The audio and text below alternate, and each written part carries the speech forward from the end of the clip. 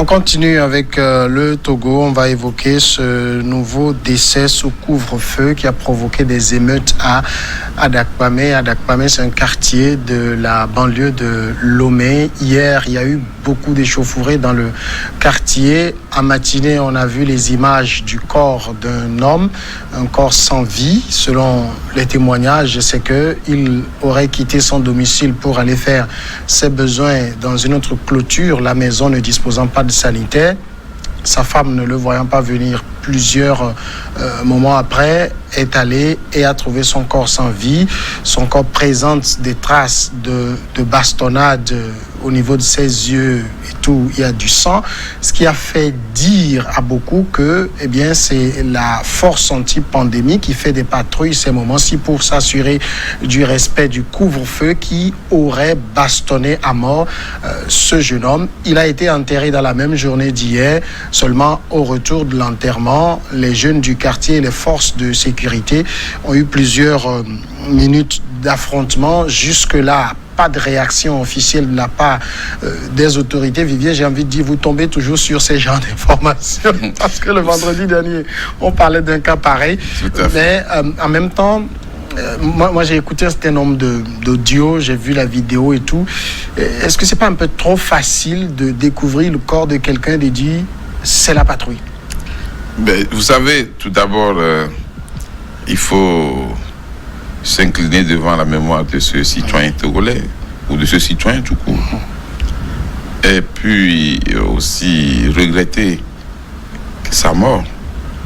Maintenant, parlant des conditions de son décès, en tant que journaliste, nous avons l'obligation d'avoir un peu de réserve. Et c'est en cela qu'on ne peut pas comprendre le silence ou le retard dans la réaction du gouvernement, en l'occurrence du ministère de la Sécurité. Et ce que je regrette encore pour mon pays, c'est que chaque fois qu'il y a des cas comme cela, on oublie l'autopsie et on va vite enfoncer le corps sous terre. Dans un pays qui se réclame de pays de droits de l'homme, le corps ne doit pas être enterré sans autopsie. C'est vrai qu'il y a des familles qui refusent qu'on touche au corps parce que pour faire l'autopsie, il y a quand même des prélèvements qu'il faut faire sur le corps. Il y a effectivement des analyses, il y a un travail de photographie, de radio, ainsi de suite. Mais quand on se précipite pour enterrer le corps, il y a problème. C'est vrai que on a un antécédent, une histoire qui nous hante. On a des fantômes. Parce que le Togo a connu des actions de violation des droits de l'homme. Et des fois, le tort est donné aux forces de sécurité et de défense, parce que c'est eux qui sont autorisés à détenir les armes et à nous protéger. Donc chaque fois qu'on se sent menacé ou on ne se sent pas en sécurité ou on n'est pas protégé, on accuse ceux à qui nous avons donné les armes pour nous sécuriser le pays. Aujourd'hui, quand tu suis les récits, y compris les récits de nos confrères qui ont pu faire le déplacement, parce que moi je n'ai pas pu faire le déplacement, on n'a pas les attitudes, on n'a pas la confirmation.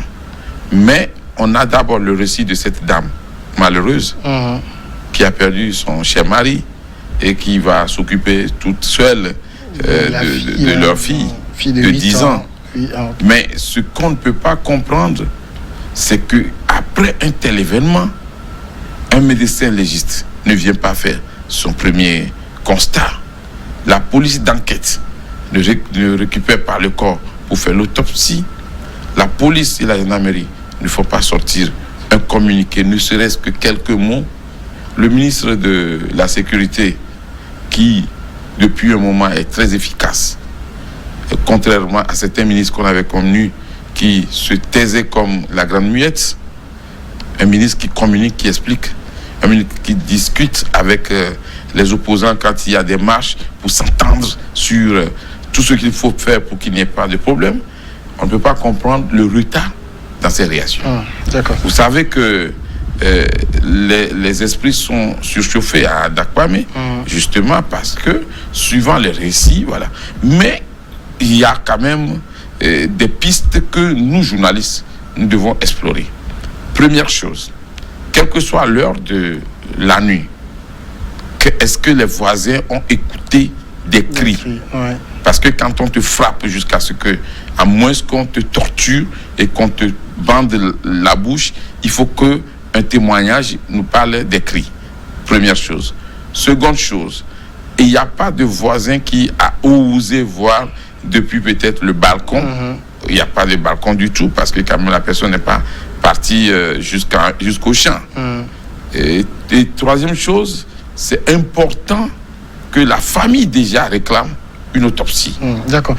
Et l'État sera obligé de faire l'autopsie. Ici, on a vite fait, je le relevais quelque part hier, d'accuser les forces de sécurité, alors que l'individu en question aurait simplement pu avoir fait une mauvaise rencontre. Ça aurait pu être l'œuvre de brigands, des bandits qui l'ont attaqué. J'allais dire, qu'est-ce qui donne à croire que c'est trop facile de dire voilà. C'est la police. Oui, c'est vrai. Et moi, à mon tour également, je m'incline à la mémoire de ce compatriote décédé, certes. Mais je pense que, comme le relevait tout à l'heure Vivien, c'est vrai de se prémunir de certaines analyses tout de suite en accusant les forces de l'ordre. Mais de toutes les façons, il y a plusieurs facteurs qui permettent quand même de ne pas trop aussi dédouaner les forces de l'ordre. Parce que nous sommes, dans un environnement où personne ne devait sortir. Et il y a le couvre-feu. Il y a le couvre-feu, etc. Mais l'autre facteur également, c'est qu'on a constaté qu'il y a eu d'autres exactions sur un certain nombre de concitoyens qui ont été relevés et avoués, d'ailleurs même par la hiérarchie qui a eu à sanctionner là où il le fallait. Mais au même moment, cela n'empêche pas, comme dans la vie courante, qu'on puisse quand même voir des brigands qui soient également là, quand bien même on sait que c'est le couvre-feu. Parce qu'il y a d'ailleurs même des récidivistes dans les citoyens lambda, ces récidivistes-là. On peut retrouver également des brigands également. Donc je pense que c'est trop facile de pouvoir dire que voilà, ce sont des forces de l'ordre qui sont donc responsables de cette tuerie-là. Mais je pense qu'il faut toujours avoir confiance à nos forces de l'ordre et de sécurité à partir du moment, naturellement, qu'on soit dans un moment de couvre-feu ou pas. Il y a des enquêtes qui aboutissent. C'est vrai qu'on peut me critiquer en disant que les enquêtes sont toujours annoncées. On ne voit jamais le bout. Mais je pense que si aujourd'hui, l'autorité n'a pas jugé digne de pouvoir donc sortir un communiqué en pouvoir donc s'appuyant sur les éléments ou du moins les éléments avancés aussi bien par la presse que par les riverains, c'est que l'autre aspect de la chose qu'il faut considérer, c'est que la procédure doit aussi suivre son cours avant que l'autorité tout de suite ne se prononce. Parce que, on le disait tantôt, rien ne sert de pouvoir donc s'empresser en donnant mais en même temps, les patrouilles, on sait qui est dans quelle zone à quel moment. Quand il y a des informations comme ça, ils sont nommément cités, la moindre des choses est de sortir un communiqué pour rassurer, pour dire ils sont pas concernés par ça, ou bien nous faisons des enquêtes. Là, c'est silence radio. Non, Samuel, il vous en souvient que dans ce pays-là où il y avait eu des bavures, je pense que c'est dans un village de Bassa, où le communiqué qui a été donc pondu par le chef de la gendarmerie dans la localité, qui est donc parvenu au ministère de la Sécurité, qui a été lu. Le jour suivant, il y a eu donc un article de presse qui était sorti en disant que le communiqué n'était pas le vrai communiqué. On l'a vu dans ce pays-là également, où le ministre était obligé de revenir sur ce communiqué qui a été lu. En disant, donc nous estimons que... mais c'est le communiqué du général Yac portant sa signature, portant l'entête du ministère du gouvernement. Je ne vois pas qui va... Non, premièrement, ce n'est pas interdit de faire un communiqué et de revenir rectifier ou d'ajouter des éléments. Mais la police et la gendarmerie ont eu la formation nécessaire pour savoir ce qu'il faut faire dans les cas pareils. Généralement, c'est d'abord une petite réaction. On écrit quelque chose pour dire les enquêtes se poursuivent. Maintenant, quand il y a d'autres éléments, le ministère va informer. Je sais que des enquêtes sont ouvertes depuis la découverte non, puis s'il y a eu des fautes de l'ordre. Oui, depuis la découverte du corps, les enquêtes sont ouvertes, mais ce n'est pas une question de se précipiter pour donner les résultats des enquêtes, si tu es juste l'opinion pour stopper les rumeurs, pour mettre fin aux fausses informations, aux fake news. C'est parce que c'est ça aussi qui gêne. Et vous savez, quand la gendarmerie qui est dans la zone peut faire un petit rapport à la hiérarchie sait, et ils sont très... Eux, c'est leur profession, ils savent comment ça se passe. Mais quand il y a silence... La zone dont on parle, la gendarmerie de Zoroba n'est pas très loin. N'est pas très loin. Mais quand il s'agit... Sauf que la zone de Zoroba, quand même, c'est une zone un peu... Comment on appelle ça? C'est un melting pot où il y a tout, parce qu'il y a tout, avec beaucoup d'étrangers, des bandits. Il y a des bandits, il y a beaucoup de choses qui se passent. Je me rappelle que dans les années 2000-2001, il y a même des voleurs qui couraient, poursuivis par la police en pleine journée, et qui se réfugiaient dans les salles de classe. Donc c'est quand même... la même zone où on a vu les gens qui ont pris même en otage des fois un véhicule des forces de l'ordre. Oui. En tout temps, ça a été aussi retrouvé. Donc je crois que c'est une zone quand même difficile. C'est un peu comme en Occident, les zones pas faciles pour la police et la gendarmerie. Mais ce n'est pas une raison. Puisque si on fait les analyses, la police, la gendarmerie, nos agents sont censés couvrir la zone pour que les gens ne sortent pas. Donc ça veut dire que s'il y a des bandits qui ont pu poser cet acte en tuant ce citoyen, la patrouille peut avoir des informations. Sauf que, bon, nul n'est omnipotent, omniprésent, mais on peut avoir des informations.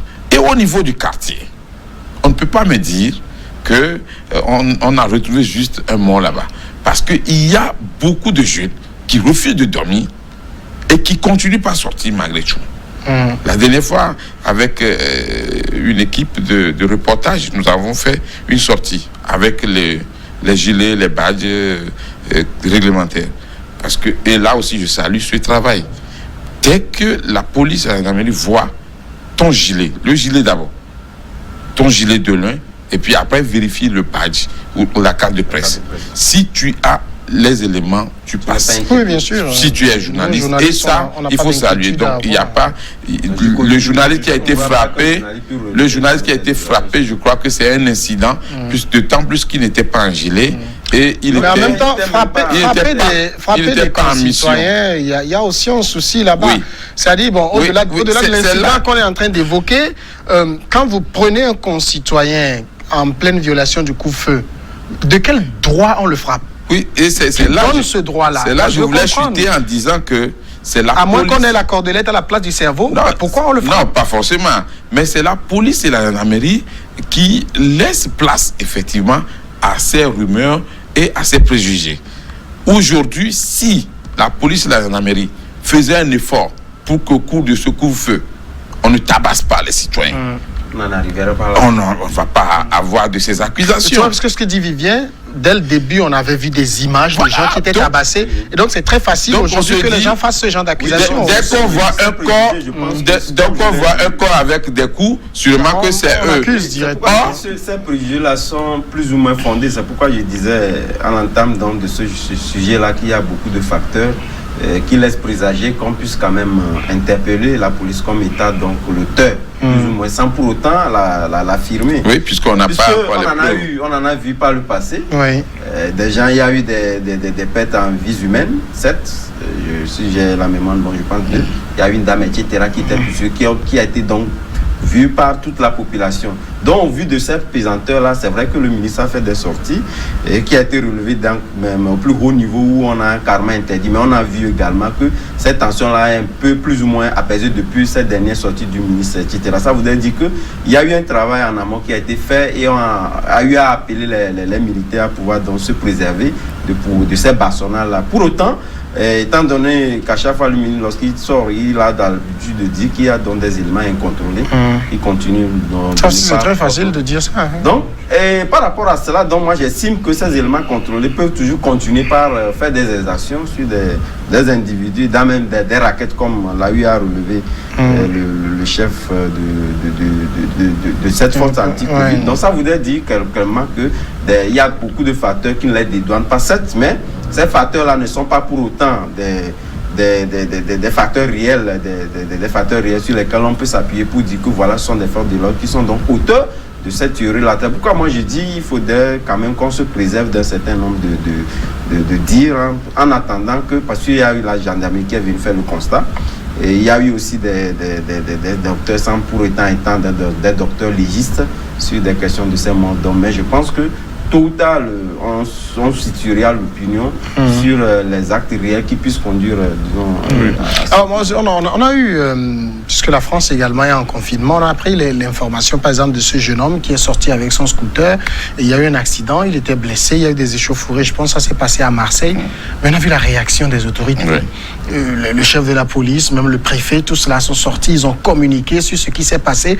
C'est ce que nous disons aussi chez nous. Si au moins, à chaque fois que de tels actes se posaient, on entendait des gens, les autorités communiquer pour qu'on sache au moins que la vie d'un concitoyen qui est tombé, même si ce n'est pas les forces de sécurité, on a le droit de savoir ce qui s'est passé. Oui, en fait, il faut dire qu'avant, ça ne se faisait pas. Mais maintenant, petit à petit, au niveau de la sécurité, on se rattrape. Vous savez qu'avant, le ministère de l'Intérieur et de la Sécurité ne communiquait même pas du tout. Rien. Mais aujourd'hui, au moins, on a des réactions, interviews sur plateau, communiqués ou réponses, déclarations, ainsi de suite.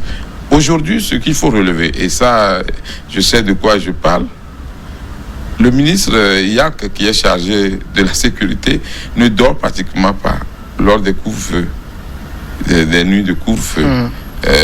J'ai eu particulièrement à le croiser au cours d'une mission où il était en surveillance. Et avec lui aussi, sur le terrain, d'autres personnes, des officiers et autres, chargés de veiller au respect des normes au cours de l'encadrement de ce couvre-feu. Alors, aucun officier ne peut donner l'ordre à ces agents de tabasser. Mais ce qu'on ne comprend pas, c'est que sur le terrain, on se retrouve avec de tels actes. Et c'est ça qui fait que ça révolte. Aujourd'hui... Mais ce qu'il faut faire aussi remarquer, Samien, des fois aussi, ça dépend également. C'est vrai qu'on sait qu'il y a une crise de méfiance et de confiance entre les forces de l'ordre de sécurité et la population. Ce qui fait que lorsque vous êtes interpellé, il y a des gens déjà qui ont déjà la tension haute. Et puis les propos qui sortent révoltent des fois les forces de l'ordre qui, des fois, n'hésitent pas à pouvoir donc rentrer dans ces conventions. Oui, mais eux, ils sont formés. Ils doivent encaisser. De temps en temps, s'il peut vous interpeller, il peut vous interpeller, mais il n'a pas à vous bastonner. Je suis d'accord, mais la preuve est que lorsque nous prenons tous les corps professionnels, même au niveau des journalistes, il y a toujours des ratés que nous constatons. Nous, on ne nous forme pas ça. Cet aspect de la communication qu'a relevé tout à l'heure Vivien Toumi est très important. Ça voulait dire quelque part que il y a une prise en compte des libertés fondamentales et des droits individuels des populations qui en jouent. Ce qui fait que lorsqu'on a des éléments factuels sur des actions, on n'hésite pas quand même à pouvoir... Et surtout qu'on fasse l'autopsie des corps comme le corps de ce jeune. La pause et on revient dans...